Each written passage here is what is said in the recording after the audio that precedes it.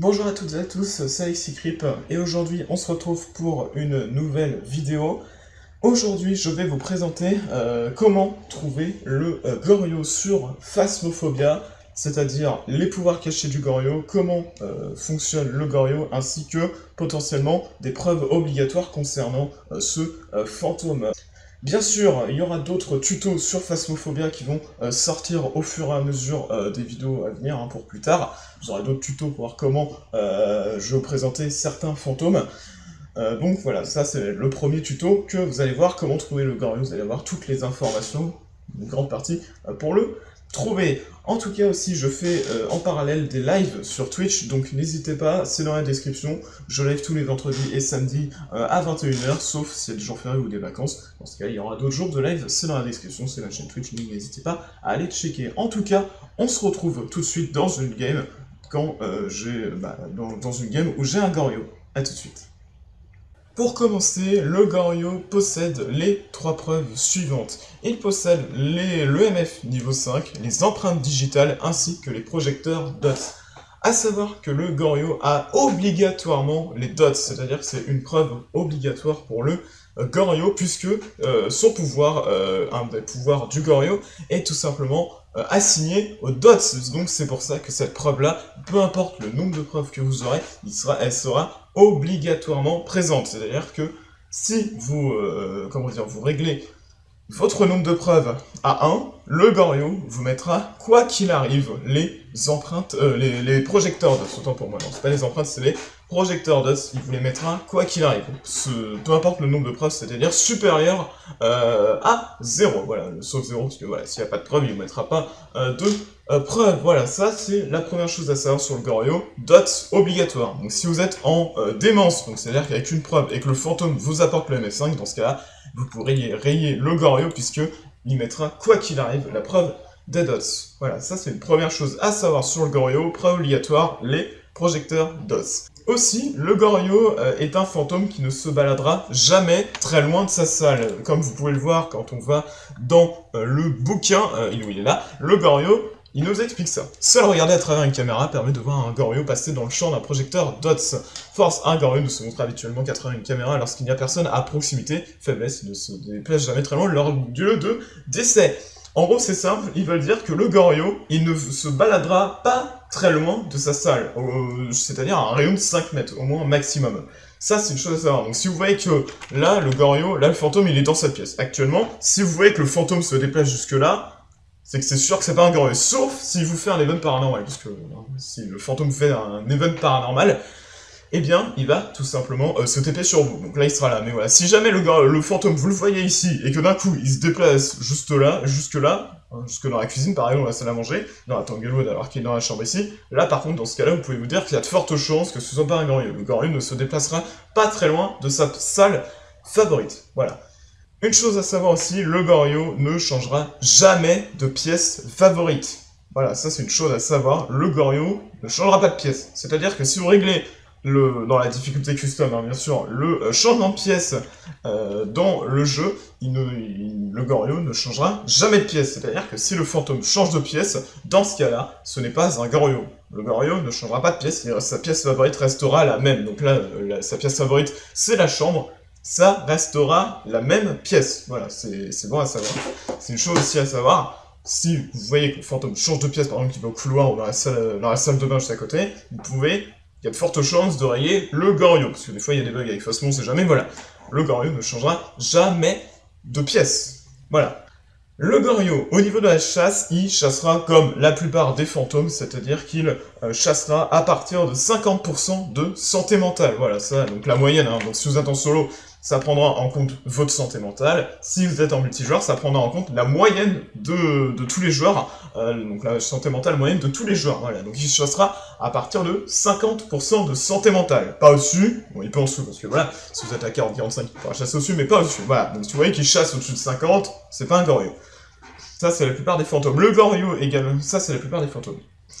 Le Goryo également, il pourra accélérer à la vision du joueur. Il a une vitesse normale qui est de 1,7 mètres par seconde. Voilà, ce qui est une vitesse normale pour un fantôme, 1,7 mètres par seconde. Voilà, il a une vitesse normale, il accélérera à la vision du joueur.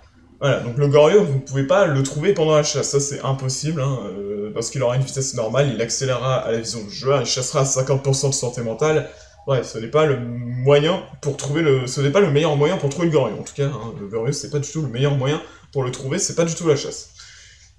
Puisqu'il y a également un pouvoir avec le Goryo qui concerne les projecteurs DOTS, d'où la preuve des projecteurs DOTS obligatoires. Le Goryo, vous ne verrez jamais les dots à l'œil nu. Vous êtes obligé, pour un Goryo, d'avoir une caméra, avec ou sans infrarouge. Ça marche aussi, sans infrarouge, avec infrarouge, ça marche à la caméra. Mais quoi qu'il arrive, vous ne verrez jamais un Goryo à l'œil nu dans les dots. Si vous voyez, je vais vous montrer un exemple, bon là, voilà. Si vous voyez le Goryo dans le dot, le Goryo, n'importe quoi, si vous voyez le fantôme dans le dot, cela veut dire que ce n'est pas un Goryo. Pour là, il mettra jamais les dots à l'œil nu. Aussi, il faut pas être dans sa pièce. Le Goryo également ne vous mettra jamais les dots si vous êtes dans sa pièce. Voilà, donc pour tester le Goryo, ce qui est une méthode assez simple, vous prenez une caméra comme ça avec vous centrez bien, vous sortez de sa pièce et vous attendez qu'il vous mette les dots. Alors j'avoue la pièce c'est pas pratique, mais voilà. Vous restez en dehors de sa pièce. Voilà, il faut surtout pas rentrer dans la salle puisqu'il ne vous mettra jamais les dots, solo ou multijoueur. Donc là, je vais vous montrer un exemple du Goryo que vous allez voir seulement à la... Ah bah voilà, parfait, il vient nous le mettre, c'est incroyable. Comme vous avez vu, il nous a mis le dots que à la caméra. Vous avez vu? Il ne l'a pas mis à l'œil nu. Moi je l'ai pas vu en tout cas. Voilà, je l'ai pas fait à l'œil nu, plutôt je l'ai vu que à la caméra. Voilà, donc le Goryo vous mettra que les dots. Déjà, si vous êtes en dehors de sa pièce, hein, vous pouvez voir, je peux rester dedans pendant je sais pas combien de temps, il mettra jamais. Bon, sans ça, il a allumé, mais voilà, je peux rester dedans pendant je sais pas combien de temps, il mettra jamais les dots. Hein, ça, c'est une chose à savoir. Vous allez voir, je vais rester là, hein, il mettra jamais. Normalement, c'est ce qui est écrit, hein, il mettra jamais les dots si vous êtes dans sa pièce. Mais voilà, et surtout que vous ne pouvez pas voir le Goryo comme ça, direct sans caméra. Voilà. Alors vous pouvez le voir avec infrarouge, hein, sans infrarouge. Hein, je vous montrais que sans l'infrarouge, vous pouvez le voir quand même. Donc je vous montrais avec et sans infrarouge, mais voilà.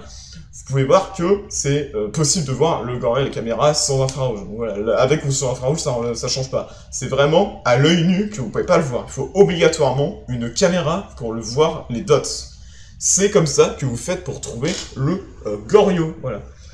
Donc voilà, c'est vraiment la méthode pour trouver le Goryo. C'est la méthode la plus simple pour trouver le Goryo. Alors ça se trouve, il a mis les dots pendant que j'étais en train de causer. Mais voilà. Mettez-vous en dehors de sa pièce. Ah bah voilà, il nous l'a remis.